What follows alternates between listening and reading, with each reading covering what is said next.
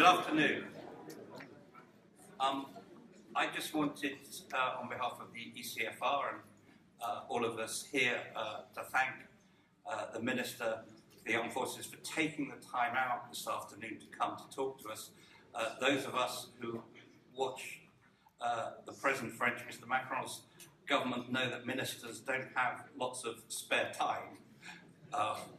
So thank you very much indeed. In our last session, we discussed the question, can Europe defend itself?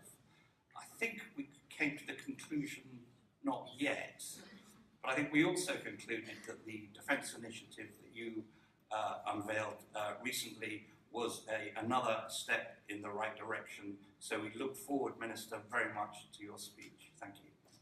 Thank you very much. Thank you, all of us. First of all, I owe you some. I apologize for being so late. The president of Angola was in Paris today, and so we signed an agreement on defense and security, so it was a bit difficult to leave before having signed it. So sorry for my scheduling. So I'm very glad I have the opportunity to take part in this panel on the European Intervention Initiative, the EI2, so called. I want to thank the European Council on Foreign Relations for organizing this event. When thinking about the EU, I often tell myself, what a time to be a European.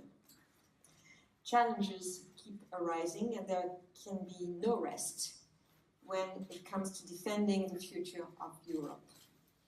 There can be no rest when it comes to defending a more efficient and a more protective Europe.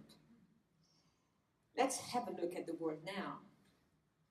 Threats are probably at their highest level since the end of the Cold War. Terrorism keeps harming our societies. Great powers are in a constant show of force. The world has become more dangerous, more unpredictable. In such a context, building a European defense is nothing less than necessary. It's not only a strategic necessity, it's also a political necessity. Unless we manage to rekindle a strong desire to build Europe, we will lose against the rising tide of inward-looking pressures. My first point, of course you guessed it, is that we must push further European defense cooperation to reach a European strategic autonomy. For this, however paradoxical it seems, we need to accept a degree of interdependence. France is ready to take the turn of the European strategic autonomy. The military planning law that is currently discussed before the Parliament paved the way for a deeper integration with our European partners. Of course, to build a European defense, we need a strong institutional framework. And on this, we've made terrific progress. PESCO has been tested and gives promising results.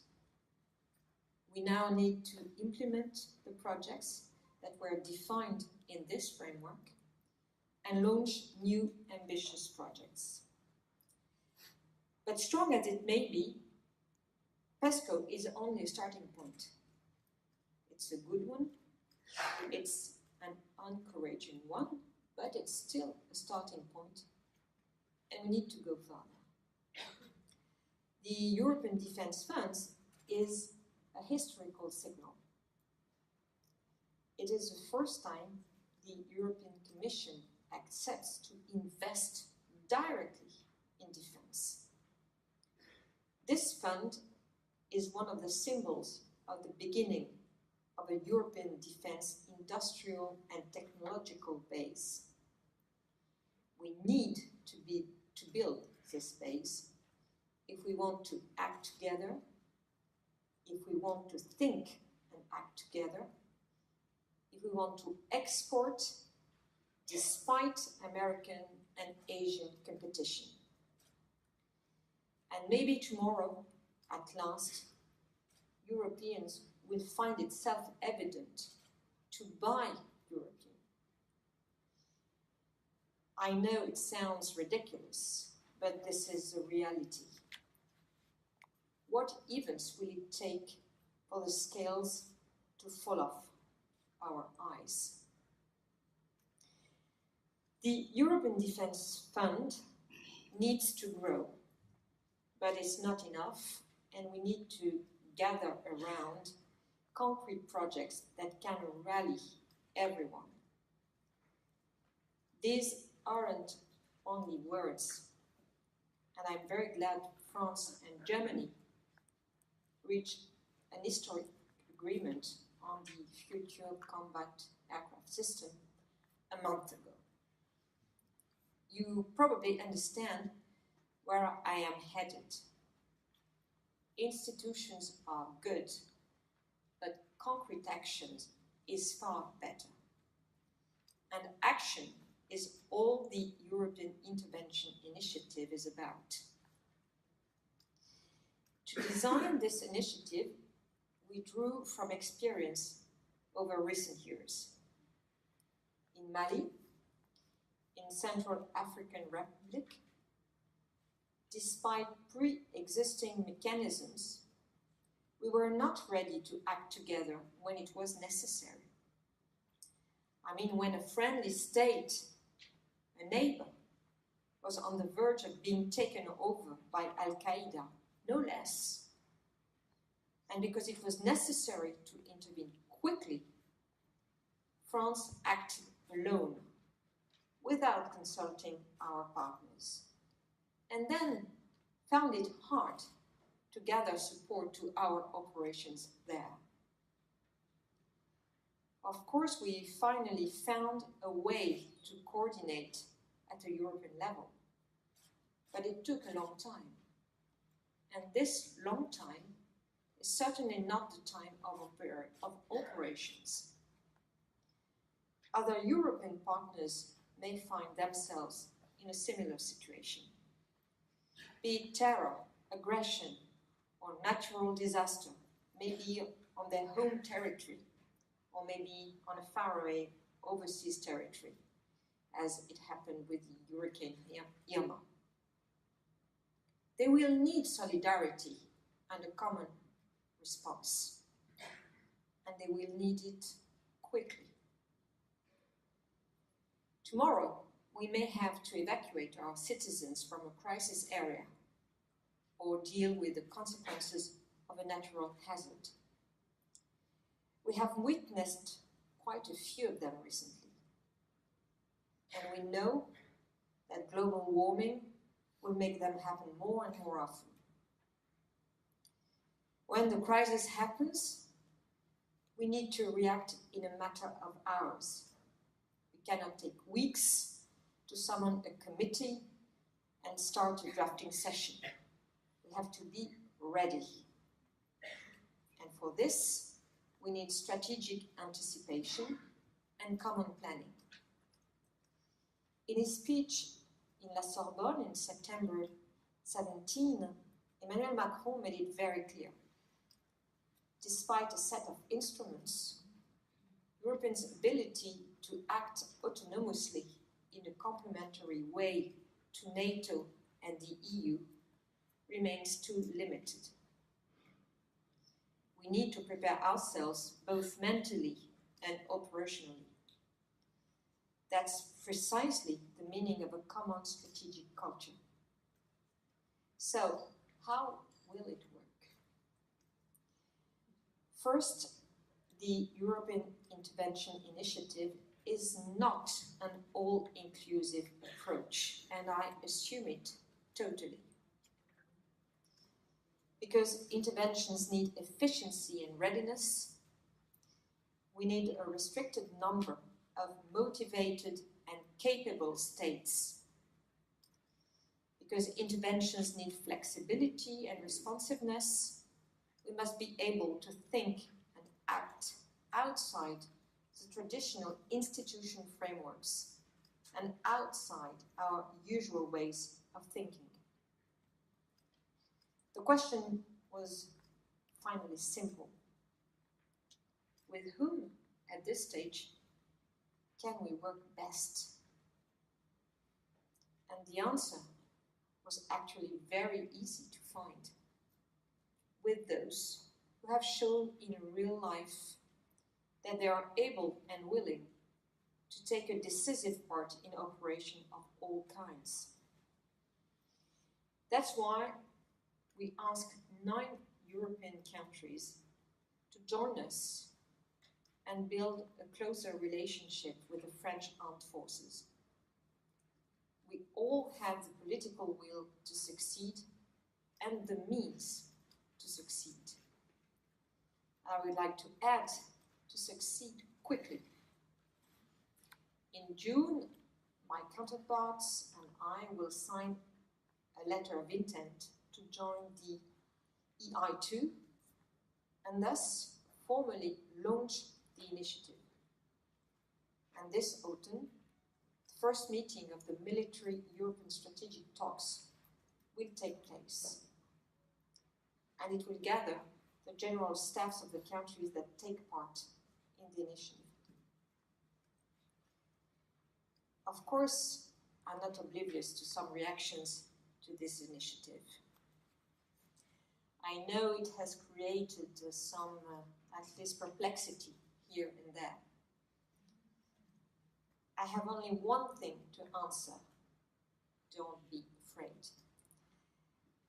Don't be afraid because the EI2 is a pragmatic initiative, totally focused towards operations and not capabilities. Therefore, it does not threaten the EU. And I want the EI2 to be fully complementary of PESCO's efforts to reinforce European defense. Several EI2 activities could thus translate into PESCO projects. It does not threaten NATO neither. It will, on the contrary, benefit the alliance and lead to a better sharing of our defense effort. In the short term, this means exchanging more by plugging our planning and operational centers together through the exchange of officers and through joint anticipation and planning exercises, doctrine sharing, drafting of scenarios for intervention. This will be applied to concrete cases on areas where we know that a crisis is likely to occur and that we might have to intervene.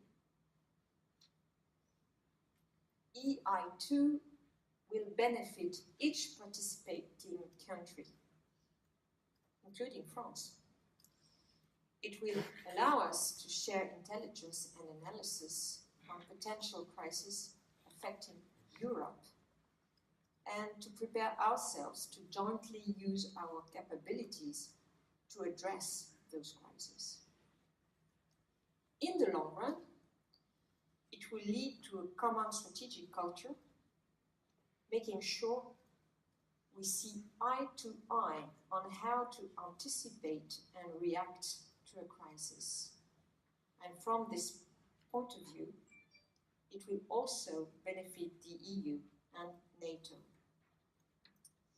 But I use the words action, dialogue, cooperation, and I keep talking. So the reality is I'm eager now to try to answer your potential questions. And so again, thank you very much for welcoming me here, and the floor is yours.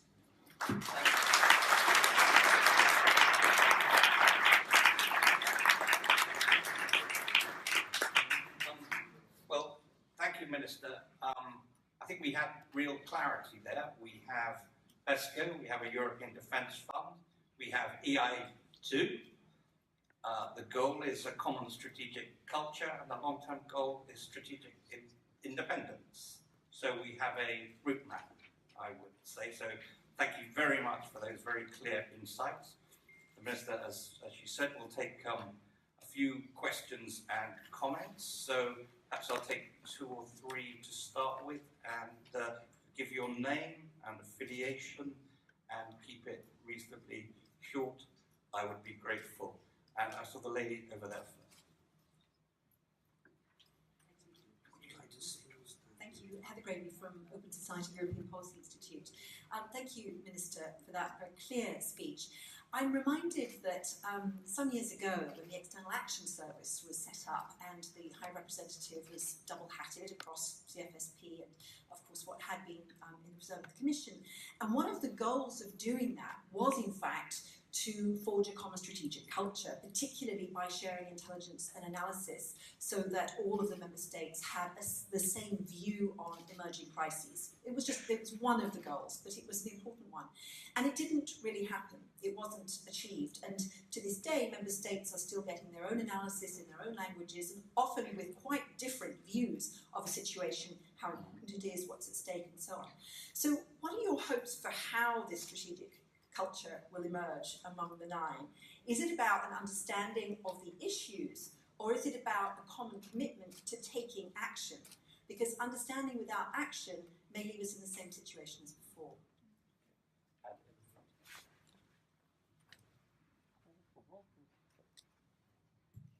Thanks. I think there are 2 very important aspects of the EI2, I understand we are going to call it now.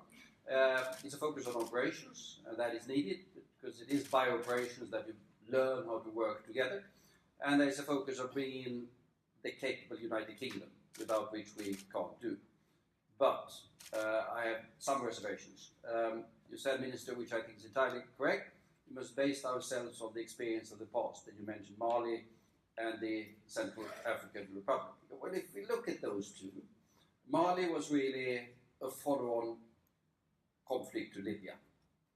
And it was a follow-on to that we didn't follow up the military aspect with the political and broad aspects by bringing in the full force of the UN and the EU to do the stabilization that comes after the intervention. So the intervention is the difficult, but by comparison easy thing. And that is what we failed with in Libya. We ended up in Mali, but then it took a year between them taking over northern Mali to the actual crisis, and we didn't see that either.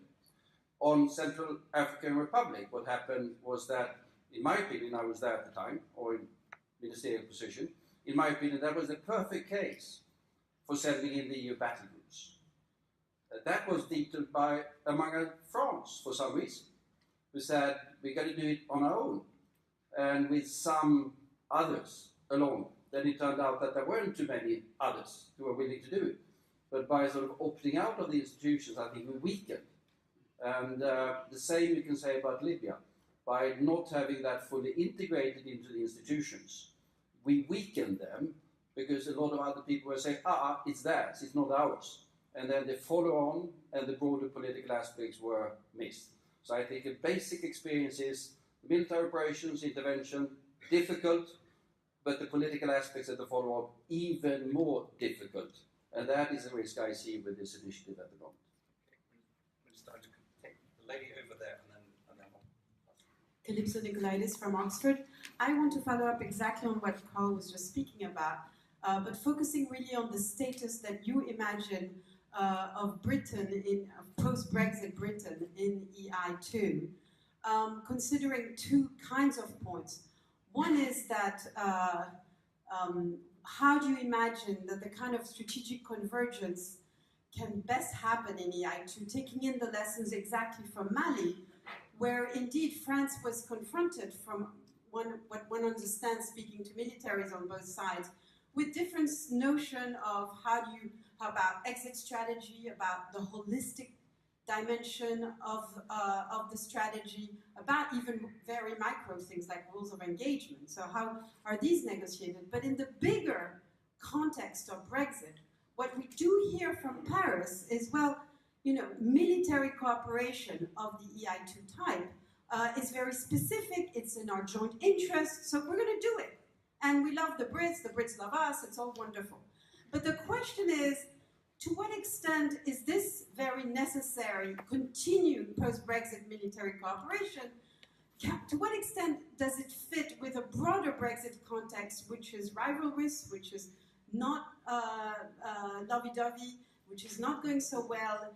Isn't there a linkage, not a negotiation linkage, but an atmospheric linkage, a strategic linkage, with you as minister may want to actually transform into something more synergistic beyond defense? Okay, thank you. Thank you very much.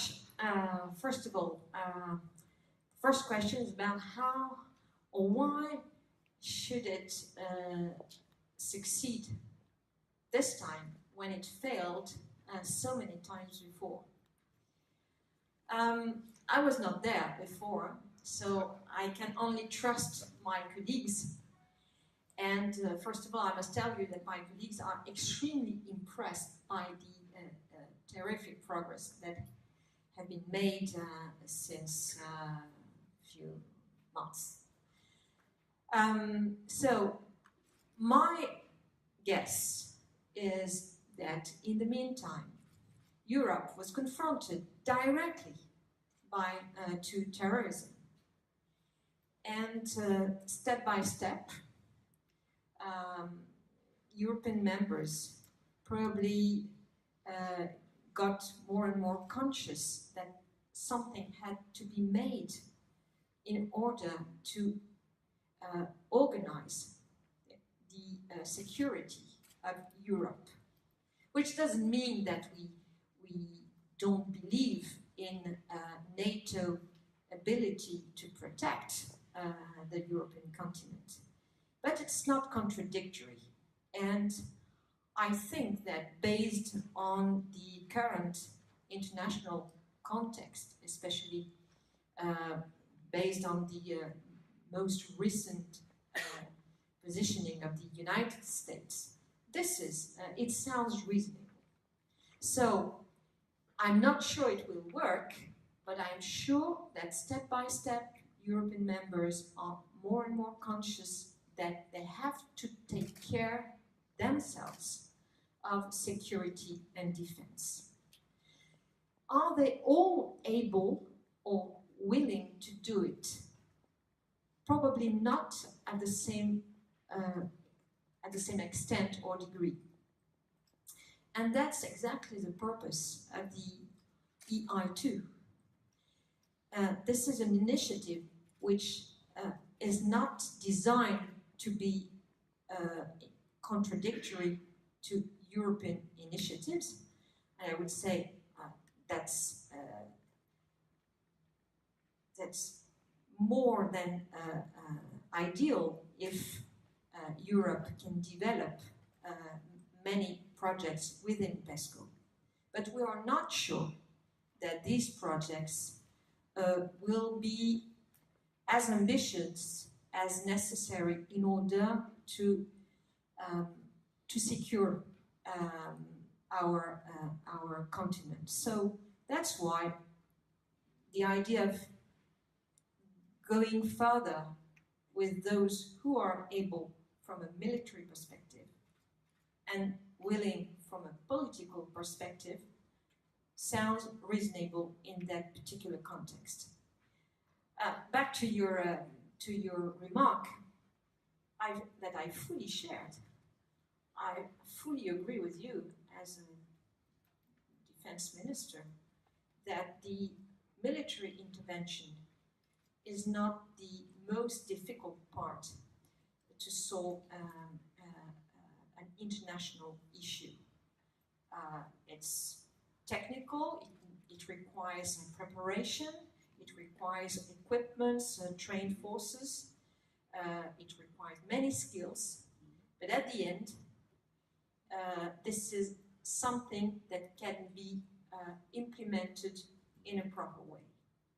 What is much more demanding is to include this military intervention within a more global solution.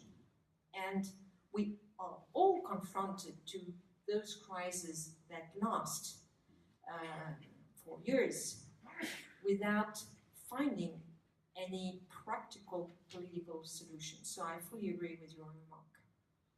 The last question was about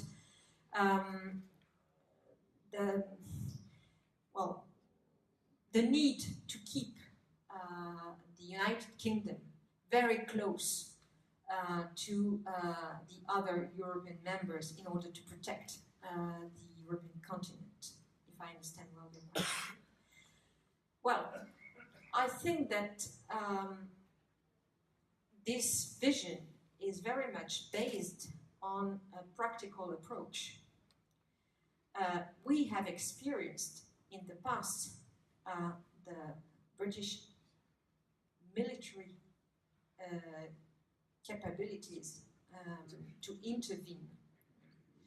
And after Brexit, France fears to feel a bit alone, meaning losing a partner who has the same kind of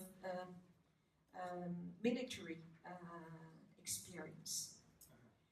So, of course, the EI2 initiative is also a way to keep the United Kingdom, if the United Kingdom decides it, in the loop of the European continent protection.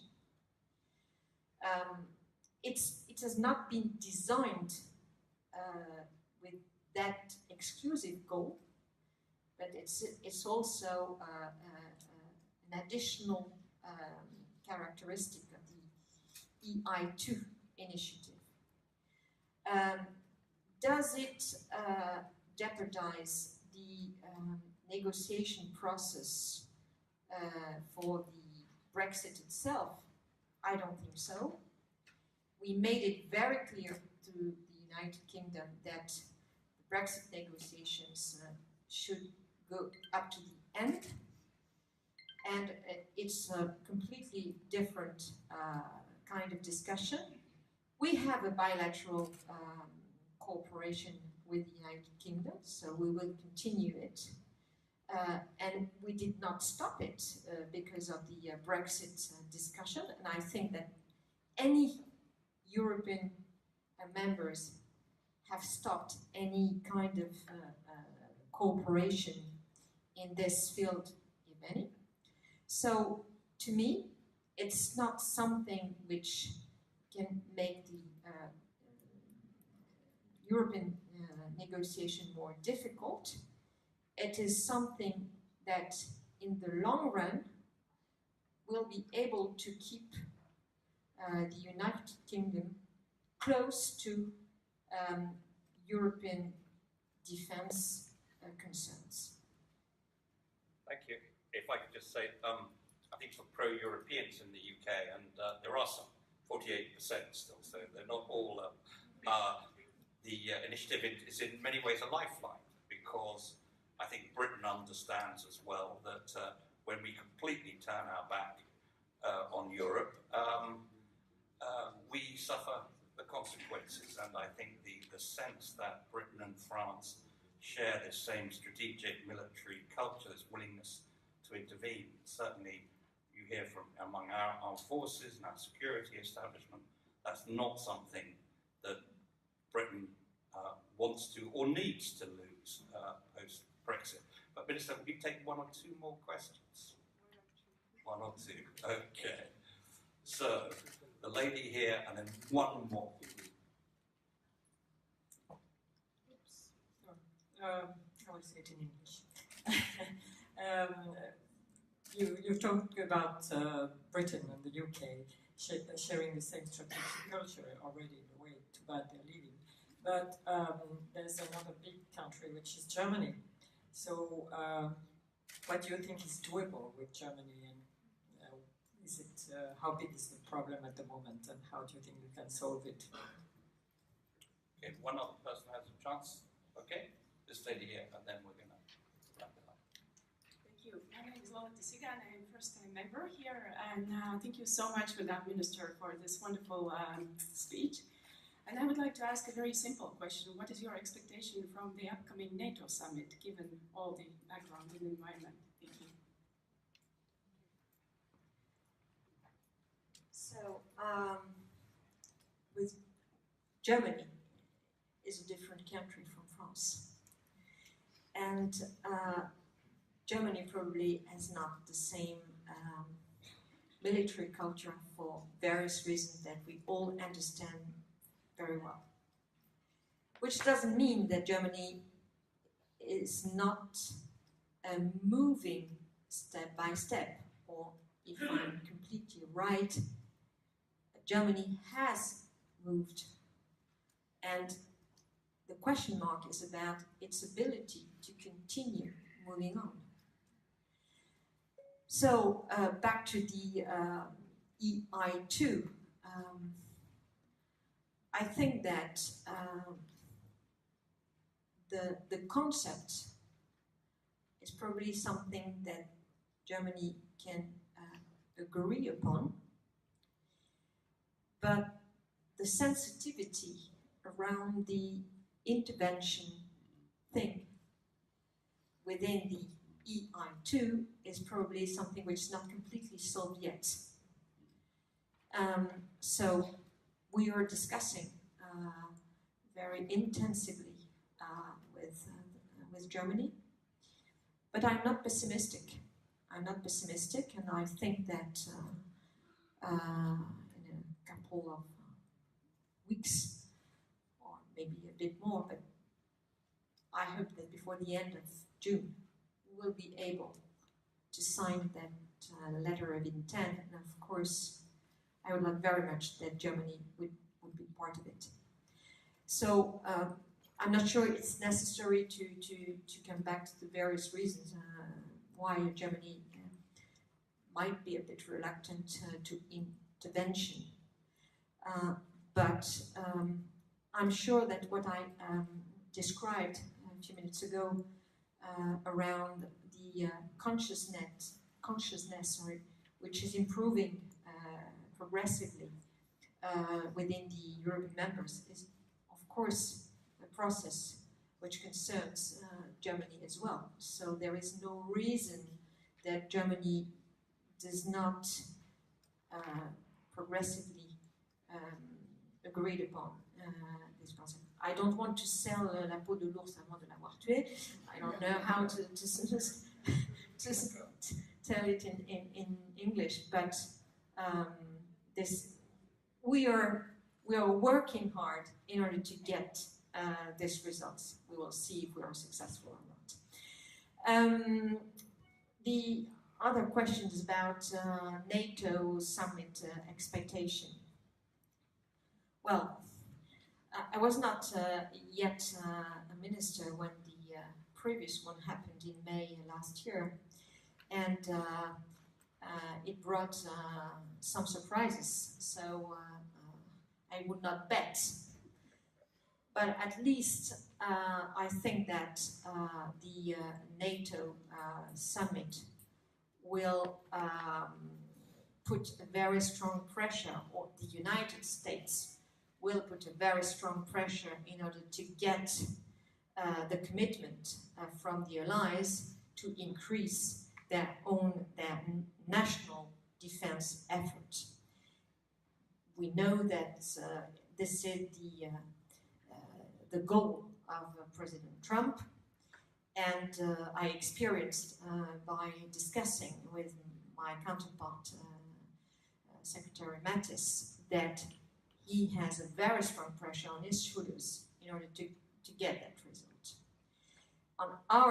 From our perspective, we feel quite comfortable with this goal, as I said, we are discussing before Parliament the military programming law, which by design includes to reach the 2% GDP defense effort by 2025. So I would say we are in line with the NATO goal, and from time to time I have to add that we don't do it because NATO asks for it. We do it because we think it's good for France, which is a different perspective. The second outcome, potential outcome, is about the redesign of the NATO command structure. And I'm sure that there will be dense diplomatic discussions around Turkey. Is Turkey still an ally? What is its role in Syria? How can we guarantee that Turkey will not resume its operations in the north of Syria? Why Turkey is so aggressive regarding Greece? So I'm sure there will be many topics to discuss there. And at the end, of course, I would have started with this topic, Russia. President Macron was in St. Petersburg last week. Russia is considered as a very serious threat by the Eastern European members and allies. There are operations ongoing, training operations, ongoing on the eastern border. So I'm sure that this issue will be thoroughly discussed. But then we are back to the financial topic, because all is in all. Thank you very much for your time. Thank you very much for your attention, and I hope that next time I will be able to present the EI2 not only as an initiative, but as a real project. Thank you very much.